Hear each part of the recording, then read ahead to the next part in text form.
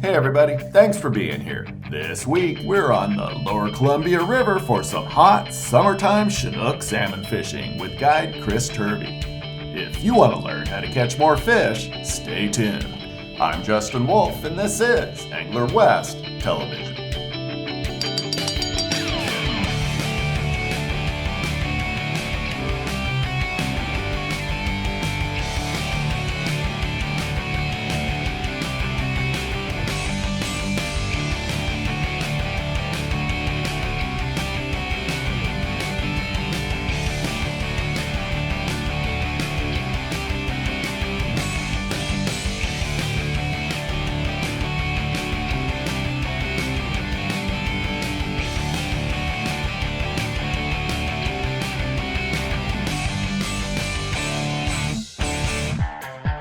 This warm August morning, we're on the Lower Columbia River fixing our hair and playing with our phones, hoping to catch some salmon with guide Chris Turvey. This morning we're going to start with 360s. There's like 3 different techniques guys are using. Some guys are anchoring up in the deeper water. Some guys are using 360s with a combination of shrimp spinners or naked spinners or super baits. Today we're going to do 360s, and the other technique some guys are doing are hover fishing, and they're just kind of putting some coon shrimp on there and just slowly drifting through the hole. And this morning we're gonna start off with 360s and see how it goes. The setup's real simple. We're gonna run a heavy lead, a 1 ounce sinker. From there, we got 20 inches of bumper at 50-pound mono to a Brad's 360 Evolution flasher. The way these work is when a fish strikes, it detaches from the back side, so now it's breakaway. But they also took it a step farther, and there's some elasticity there, so it helps keep the smaller fish, and the Columbia is barbless, so that definitely helps. So when you get bit, you're gonna have to re-rig your flasher and just simply plugs in the back there. When it's in that state, it's fishing and it's gonna do a 360. When a fish strikes, then it's not. So then from there, we're gonna have 28 to 33 inch leaders to a combination of different things. Shrimp spinners, naked spinners, and some super baits. So on some of our shrimp spinners, we're gonna run some with hoochies, and those work really good. You take some ProCure products, kind of curl the hoochie back and just kind of squirt it in there, and then put the hoochie up, or put the hook back in the hoochie, and you're good to go. You know, so that's when we rebait a spinner, that's all we're gonna do. Just put a couple dabs in there. Wouldn't hurt every time you reel up, put some in there. But I would say max every 30 minutes to an hour we'll want to definitely refreshen them. So it's definitely been a garlic bite. The water's a lot warmer. We're right there at that 72 to 74 degree. I'm not sure what temperature. Garlic seems to work better, but it's definitely on the warmer side. Colder water, garlic doesn't work as good, but when the water's warmer like it is now, yeah, you're safe to go with garlic, and I think you'll see that it works really well for all species, sockeye, chinook, steelhead. We're going downhill. We're gonna let our rods out. Front rods, I want you guys to go 22 feet on the line counter, 25, and then 27 out the back. And so when we go to put your rod out, I want you guys to double check your line counter. Just go ahead and put all your gear out, make sure it's straight, make sure you're not wrapped up on the tip, but reel all the way to the bead, and then I want you to peek at your line counter, and if you have to, go ahead and reset it. When you go to let out, hold your thumb on the spool and just let out real slow. Go ahead and go to 27 on that one. So where we're fishing, there's a river that's dumping some cooler water out, and the Columbia right now is hovering right at 72 degrees. The water coming out of this river is a little bit cooler, so these fish are just kind of making a pit stop. They're hanging out here. They may not be going to this location, but they're just going to hang out, kind of cool off. Some of these boats are anchored up. They're, you know, fishing wobblers and different plugs and that kind of stuff. I saw grass go on the line, so I wanted to check it and make sure there's no grass on there. Yeah, there's one on the there it is. on the shrimp. On the shrimp. Just tip it back here and I'll drop it. So that's kind of the beauty of these 360s, is it telegraphs what's going on there. And believe it or not, that little bit of grass was enough to slow the 360 down and tell us that we weren't fishing correctly. Just a little piece of grass, anything at all will do it.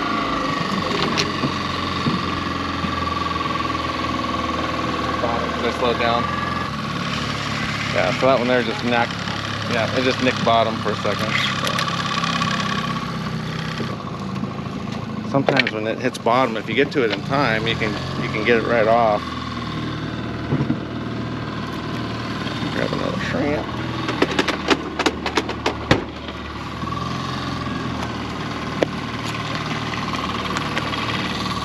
When I'm fishing these shrimp, I like all different sizes, because some days you never know, they want a small bait, some days they want a big bait, and if you went through and sorted them all, you might not have the certain size that they want. And literally I've seen it where just little tiny baits or great big baits.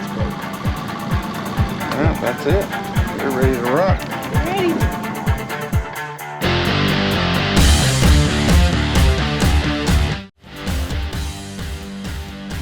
Welcome back to the Columbia River. I'm Justin Wolf. We're with Virginia Salvador, Lisa Lockwood, Danika Campos, and her father Ivan. Chris Turvey knows that it's not a wide open bite, and we need to take advantage of all of our opportunities. Today, guys, if we get bit, two things.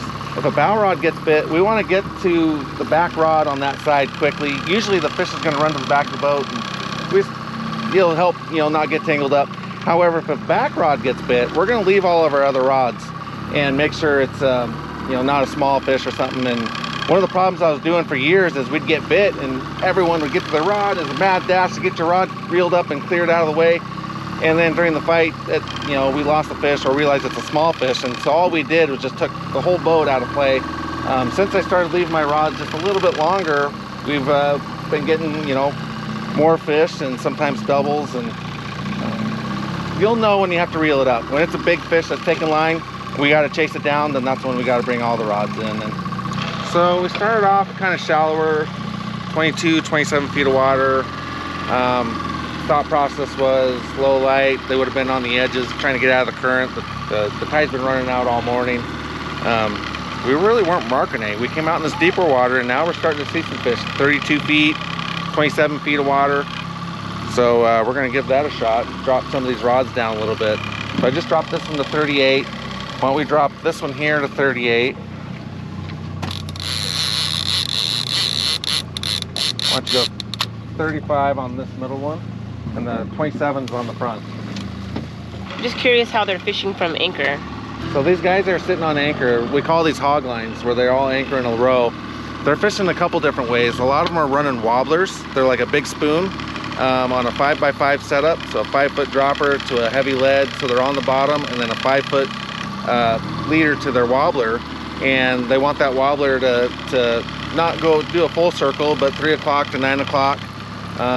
Some guys might be running plugs, like banana plugs, killer fish, that kind of stuff, wrapped with sardine or herring.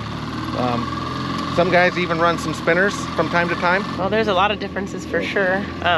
How we at least fish out in the big water where I'm from, on the coast of California, we use 40-ounce sinkers, and we use sinker releases with a fish flash.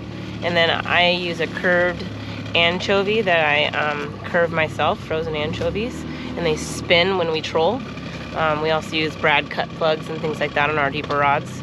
It's definitely different than here. We don't use shrimp, and they use smaller lead balls here as well. They're good ones too. All right, so we finally saw a fish caught. One of the anchor guys got one. I can't tell what he caught it on, but it looks like a nice fish. Good high teen, low 20-pound fish. That's a good sign. Maybe some fresh fish are coming through, or maybe the weather's changing. Kind of seems a little colder today, like almost the barometer's down. But yeah, here we go. Hopefully it starts. So we ran a lot of shrimp spinners and naked spinners, and now we are going to switch over to some super baits and give that a shot. This particular rig, probably one of my favorite, most successful. 2 out big rivers, and then any kind of treble, and you can see there's a bead. We're blocking that treble from going inside there. Initially this was designed for the treble to go inside like that. Well, as you can see, almost all the hook points are guarded.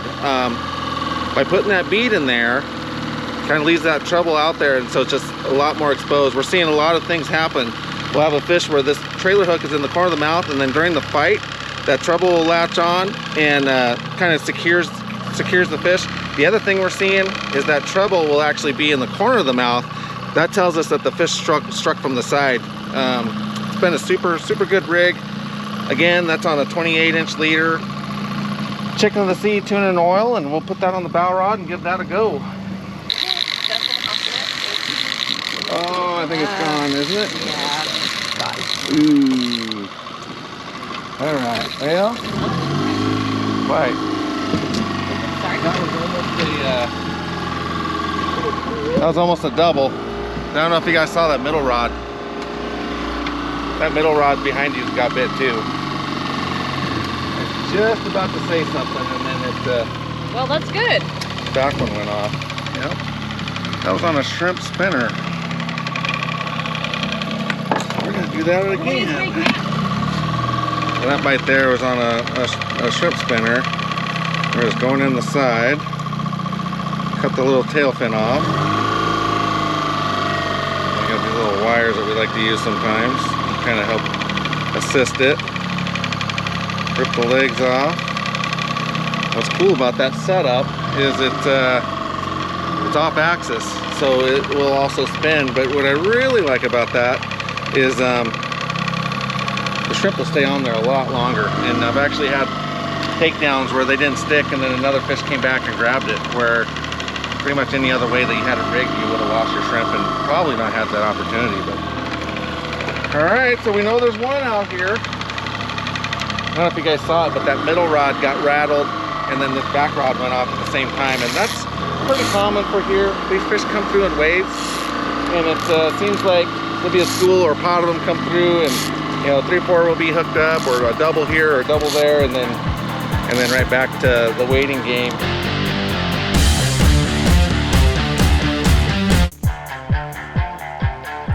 We're on the Lower Columbia River, where our first bite on a shrimp spinner was a heartbreaker. But guide Chris Turvey knows that staying confident and keeping the baits fresh is the best way to put fish in the boat. A lot of guys,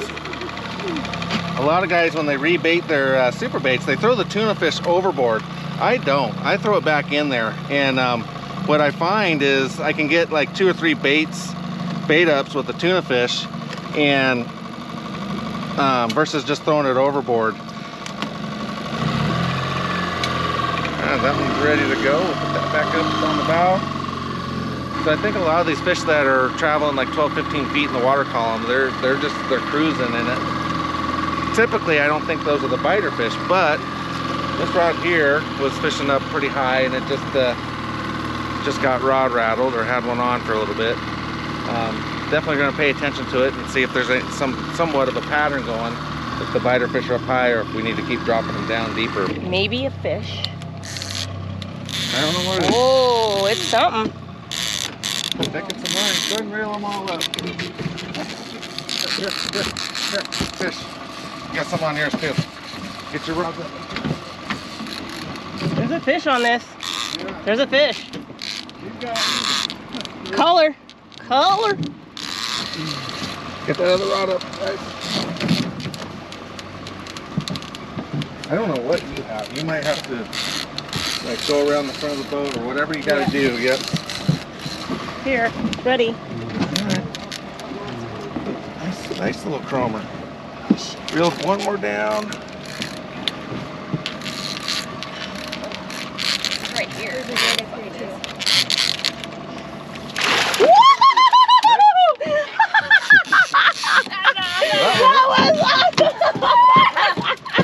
That was so cool. Sorry, I just leaped into the net. That was her next. So what is Her next.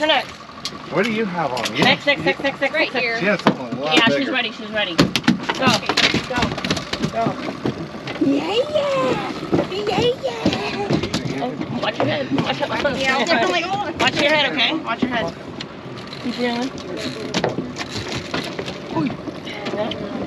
What do we got? Bring it up. Don't bring it close.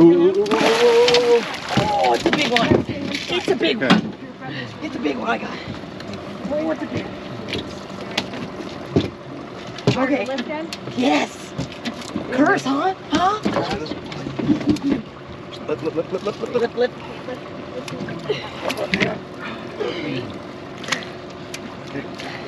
Keep it down, rod down, rod down.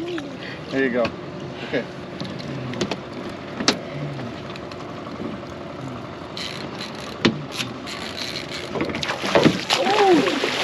We'll keep it nice tension, nice tension.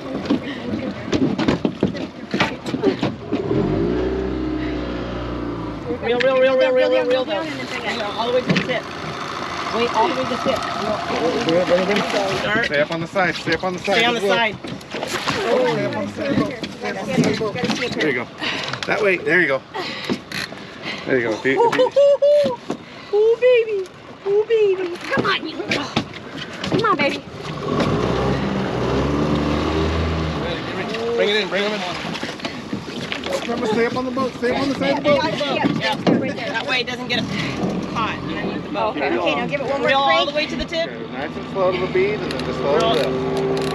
Roll to the tip, roll to the tip, roll to the tip. There you go. Now bring him up. Stay there. Slow, slip, slip, slip, slip, slip. To the boat again. Down to the water again. There you go. Perfect. There you go.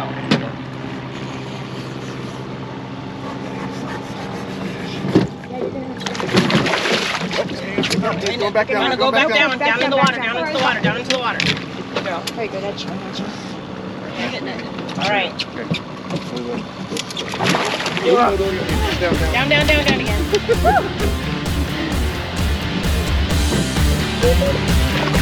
Oh yeah, baby!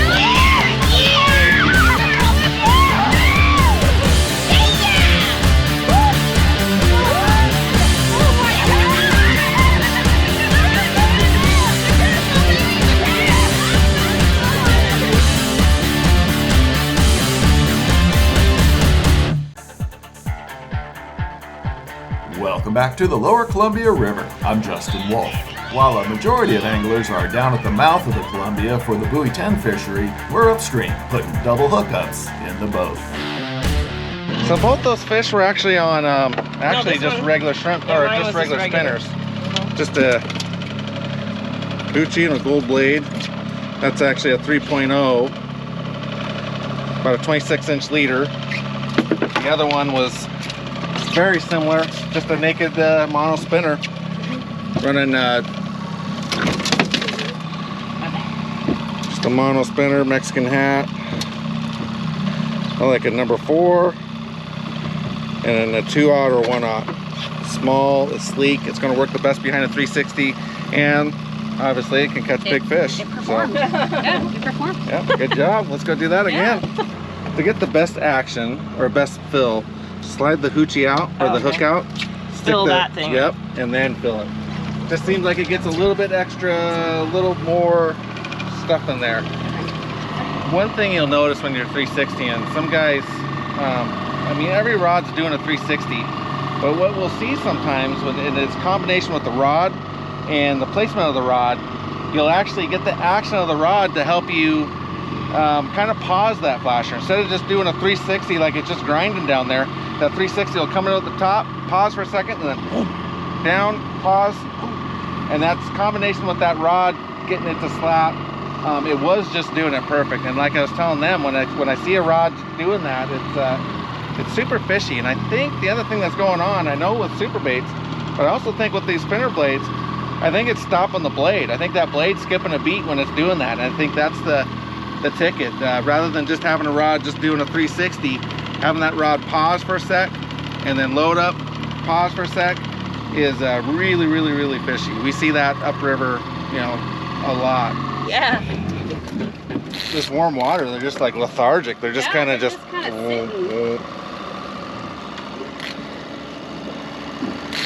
You can play with the drag if you want.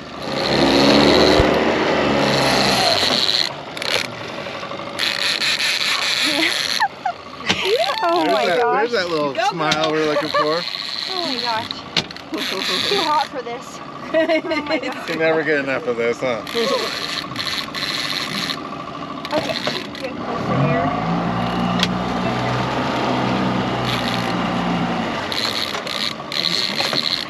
Okay. Ooh, Oh, it's right here. Okay, take a couple. That'll be good. Just take a couple steps right here. Nice and easy. Oh.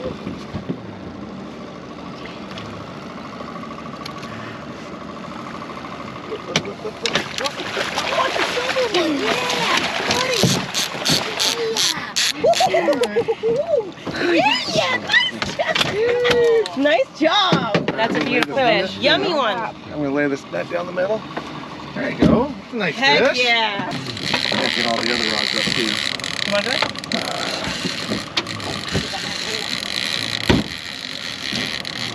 I watched that thing you were talking about where the rod couldn't bounce. Yeah. Yeah. And boom, it hit.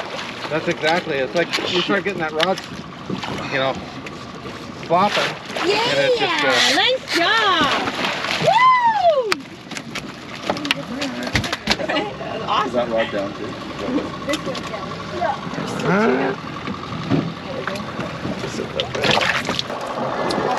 Oh.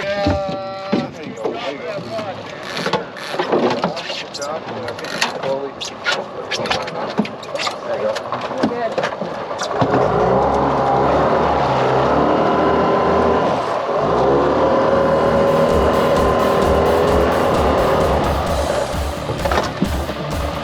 That's why you guys turned your clickers on. Oh, is that what it was? It was my clicker on. Oh, that's a good sign. All right. Wait, it went out again. That's a good looking fish. This one's, I don't think this one's been here very long.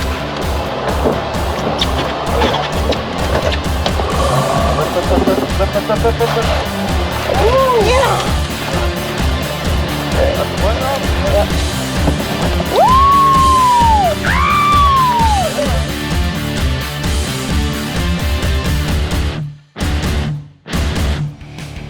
Hey everybody, thanks for watching today's episode. And be sure to stop by the Angler West store in Woodland, Washington. I'm sure we can help you catch more fish.